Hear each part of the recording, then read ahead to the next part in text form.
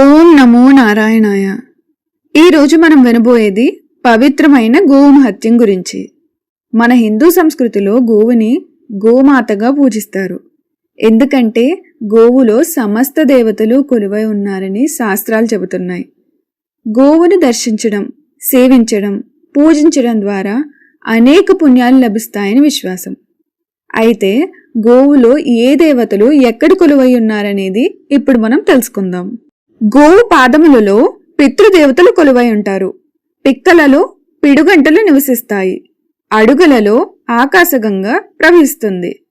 కొమ్ములలో కోటిగుళ్ళు తులసి వనం ఉంటుంది. కర్రిలో కర్రేనుగు శక్తి ఉంటుంది. పొదుగు భాగంలో పుండరీకాక్షుడు చతుస్సాగరాలు ఉంటాయి. సన్నుకట్టులో సప్తసాగరాలు నివసిస్తాయి. గోవుమయం శ్రీలక్ష్మి స్వరూపం. పాలు పంచామృతాల సమానం. తోకలో 90 కోటి ఋషులు కొలువై ఉంటారు. బొడ్డు పొన్న పువ్వు వంటి పవిత్రం. కడుపులో కైలాసం ఉంటుంది. మొగము శ్రీ మహావిష్ణువు దివ్యరూపం. వెన్నులో యమధర్మరాజు స్థానం. ముక్కులో సిరి సంపదలు. కళ్ళలో కలువు రేకుల వంటి అందం. చెవుల్లో శంఖానాదం. నాలుకలో నారాయణ స్వరూపం. దంతములు దేవతలు. పళ్ళులో పరమేశ్వరి. నోరులో లోకనిధి నివసిస్తుంది.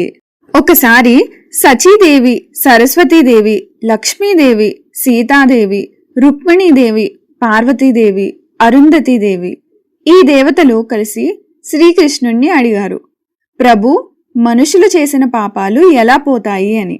అప్పుడు శ్రీకృష్ణుడు చెప్పారు, ప్రొద్దుటే లేచి గోవు మహత్యాన్ని చదివితే సకల పాపములు నశిస్తాయి. మధ్యాహ్నం చదివితే 1000 దేవాలయాల్లో దీపారాధన చేసిన పుణ్యం, 100 గోవులు దానం చేసిన ఫలితం లభిస్తుంది. అర్ధరాత్రి చదివితే యమ బాధలు ఉండవు, యమదూతలు చేరరు. గోవు మహత్యం చదివిన వారికి, వినిన వారికి జీవితంలో శాంతి, ఐశ్వర్యం, పాప విమోచనం కలుగుతుంది. చివరిగా విన్న వారికి విష్ణులోకం లభిస్తుంది, చెప్పిన వారికి పుణ్యలోకం లభిస్తుంది. ఇలాంటి పవిత్రమైన గోమహత్యాన్ని మీరు కూడా ప్రతిరోజు చదవండి, ఇతరులకు చెప్పండి, పంచండి. గోమాతను సేవించండి, గోమాత ఆశీర్వాదాన్ని పొందండి. వీడియో నచ్చితే లైక్ చేయండి, షేర్ చేయండి, సబ్స్క్రైబ్ చేయండి. గోమాత కృప మీ ఇంటిపై ఎల్లప్పుడూ ఉండాలి. మీ జీవితంలో శాంతి, ఐశ్వర్యం నిండాలని కోరుకుంటున్నాం.